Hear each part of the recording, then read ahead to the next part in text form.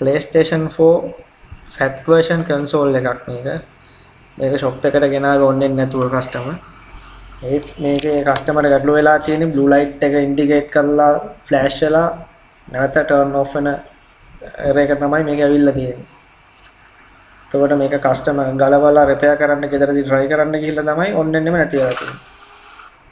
ඒක වෙලා තියෙන්නේ customer ගේ අතින් මේකේ power button එකට හානි වෙලා තියෙනවා. ඒක ලොකු දෙයක් නෙමෙයි. අපි මේක ඔක්කොම දැන් repair කරලා අවසන්.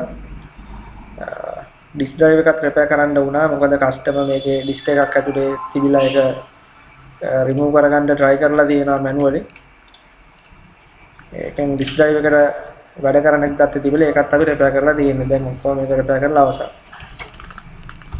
දැන් ඔයාලට බලන්න පුළුවන් මේක වැඩ කරනවා. අපි check කරලා බලන වීඩියෝ එකේ තියෙන්නේ මේකේ. මේක ඔරිජිනල් තත්ත්වෙම තියෙන කන්සෝල් එක අපි මේකේ power supply එක තමයි repair කරලා තියෙන්නේ. ප්ලාස්ටික් වල ඩැමේජ් තියෙනවා කස්ටමර් කරන් try කරලා ඩැමේජ් වෙන ඒවා ඒ අරුණම මේක ඔරිජිනල් තත්ත්වේ තියෙනවා ඇතුළේ ඔක්කොම.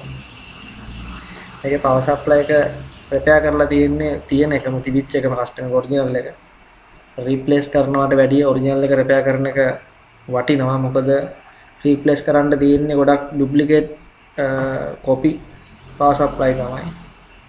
ඔරිජිනල් එකේ වගේ සිස්ටම් එකක් නෙමෙයි මේකේ තියෙන්නේ වෙනස්.